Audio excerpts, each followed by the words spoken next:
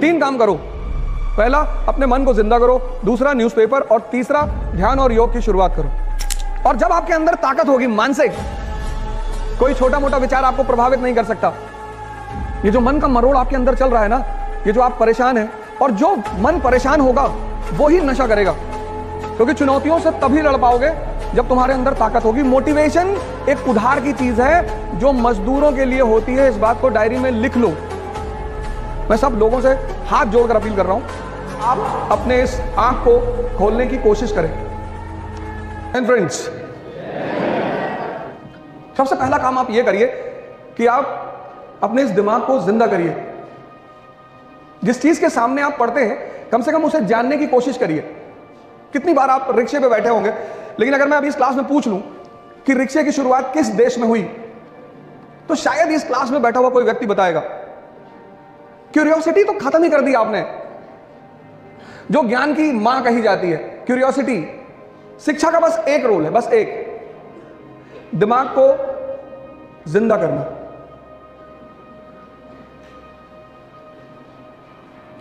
बाकी कोई रोल ही नहीं है। शिक्षा का काम है दिमाग को जिंदा करना। जो चीजें आपके सामने हैं उनके बारे में पता करिए। पढ़ने का मतलब सिर्फ किताब का ज्ञान नहीं होता। पढ़ने का मतलब सिर्फ किताब का ज्ञान नहीं होता।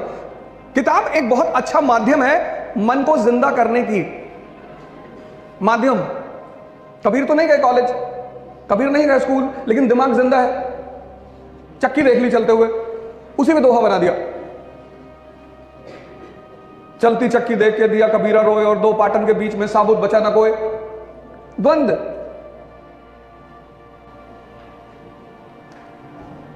मेन उद्देश्य है इस मन को जिंदा करना।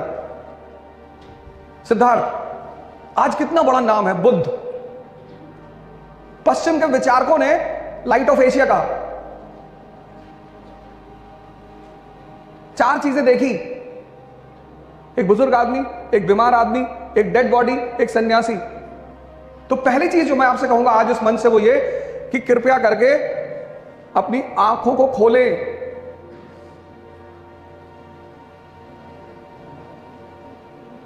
कंपटीशन बढ़ गया है, ज्यादा बड़ा हो गया है। कितने सारे लोग हैं जो तैयारी कर रहे हो। कुछ लोग तो 5-5 साल, 10-10 साल तैयारी करते हैं। ये पहली रिक्वेस्ट, आज आप जितने लोग इस सेमिनार में मौजूद हैं उन सबसे ये पहला रिक्वेस्ट है कि आप अपने इस आंख को खोलने की कोशिश करें। दूसरा मेरा आपसे रिक्वेस्ट ये है कि आप सभी लोग प्लीज न्यूज़पेपर पढ़ना शुरू करें।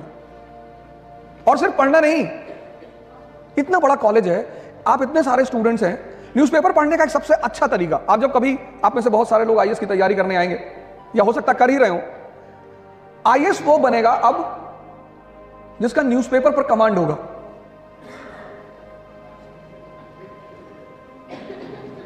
न्यूज़पेपर मात्र न्यूज़पेपर नहीं होता, वो दर्पण होता है आईआर का। दर्पण, शीशा। आईआर मतलब इंटरनेशनल रिलेशन। वो दर्पण होता है समाज का। कन्या विद्या धन योजना सरकार लेकर आई, तो अब उस योजना का उद्देश्य सरकार को किसको बताना है? जनता को। जनता और सरकार के बीच में कौन मीडिएटर है? प्रेस। इसीलिए डेमोक्रेसी का जो चौथा स्तंभ है वो है प्रेस। और जिस देश में प्रेस की स्थिति मजबूत होगी और जनता जागरूक होगी, वो पता करेगी कि हमारा राजा, हमारा प्रतिनिधि, राजा नहीं, हमारा प्रतिनिधि हमारे लिए क्या कर रहा है। हर साल government of India budget release करती है।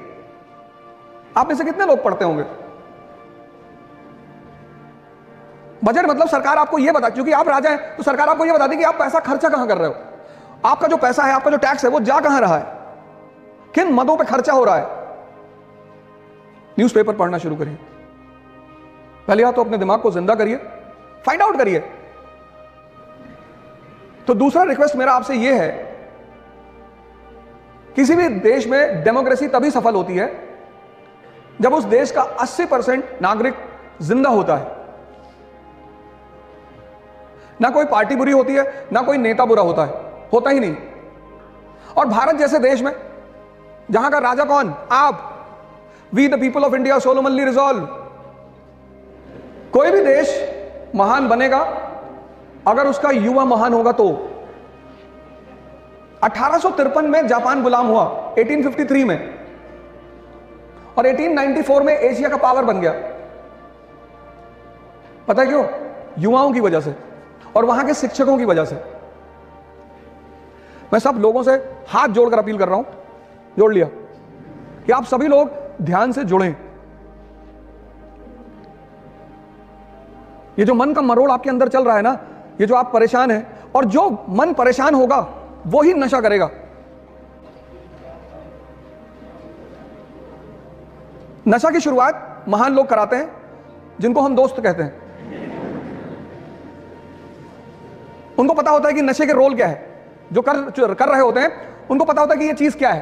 तो अगर आप नहीं करते हैं तो वो आपको पकड़ेंगे। लड़कियों को तो बहुत बचना चाहिए, क्योंकि सबसे ज्यादा तो लड़कियों को पकड़ लेंगे। Modern woman. ये पश्चिम के लोग हमारे संतों से बहुत चिढ़ते हैं, क्योंकि उनको शराब बेचनी है, बहुत सारी चीजें बेचनी है। अब वो एक्स का ऐड करते हैं, एक्स डीओ। एक लड़का कॉलेज जा रहा है, उससे कोई लड़कियां बात नहीं कर रही, वो बहुत डिसअपॉइंटेड है। फिर वो दूसरे दिन आता है, फिर वो एक्स लगा के जाता है, फिर परियां गिर रही है आसमान से।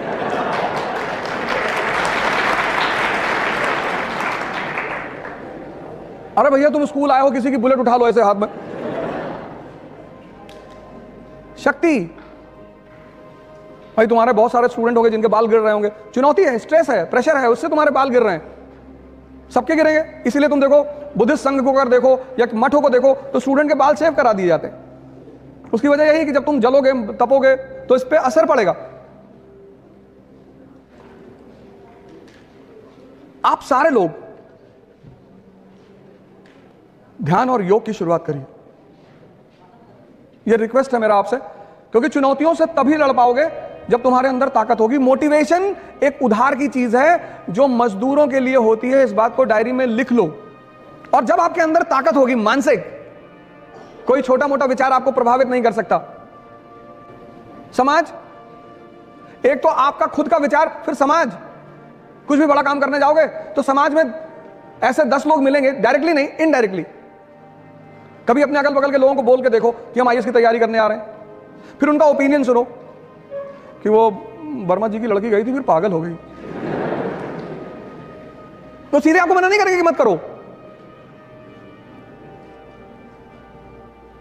अब अगर आप सोचो कि जिस समाज में आप रहते हो, और ये सबके साथ होता है, ऐसा नहीं आपके साथ हो रहा है या आपके साथ होगा, सबके साथ। 2024 का चुनाव आ रहा है, हमारे भाई हैं, हमसे पूछे कि तो हम सुने इलेक्शन लड़ने जा रहे हो। हमने कहा सुने हो? हाँ लड़ने जा रहा हूं। तो समझाने लगे कि अरे जीतोगे नहीं, तो थोड़ा बहुत पैसा कमाओ, लुट जाएगा तुम्हारा। हमने कहा पैसा दूसरे लोग दे रहे हैं, अपने पैसे से कौन चुनाव लड़ता है? अपने पैसे से मकान बनवाया जाता है, बेटी की शादी की जाती है, घर चलाया जाता है। चुनाव अपने पैसे से कौन लड़ता है? क्या हार जाओगे? हमने कहा तो तुम्हें तो खुशी होनी चाहिए। नहीं ये बात नहीं है, लेकिन हार जाओगे। हमें कौन सा चुनाव लड़ना है? हमें स्कूल चलाना है। 30 साल मैंने इस फील्ड को दिया, पढ़ाने, शिक्षा के फील्ड को। प्रभु का आशीर्वाद रहा तो दिसंबर 2023 तक मेरा विद्यालय शुरू हो जाएगा।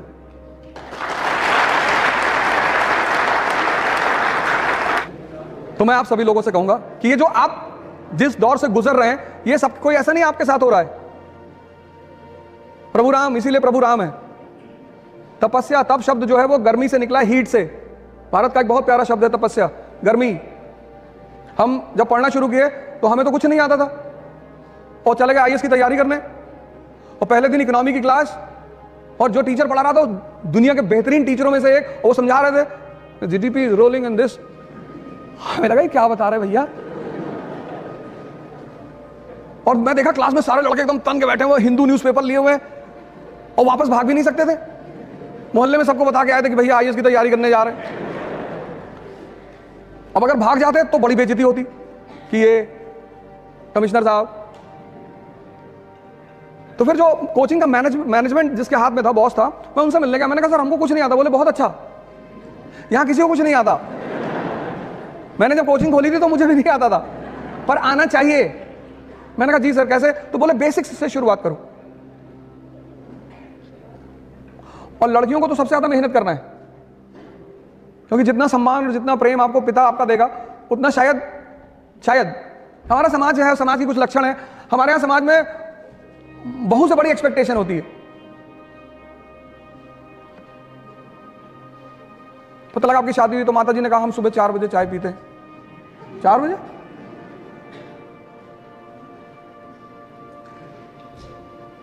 लड़कियों को तो सबसे ज्यादा, खासकर जो मिडिल क्लास के हैं, उनको अपने ऊपर सबसे ज्यादा, लड़कों का तो इसलिए मैं लड़कों को बुरा मानने की जरूरत नहीं है, मैं बार बार इसको बोलता भी हूं, किसी भी समाज, किसी भी देश, किसी भी परिवार की जो ताकत है वो उसकी स्त्री पर ही डिपेंड करता है।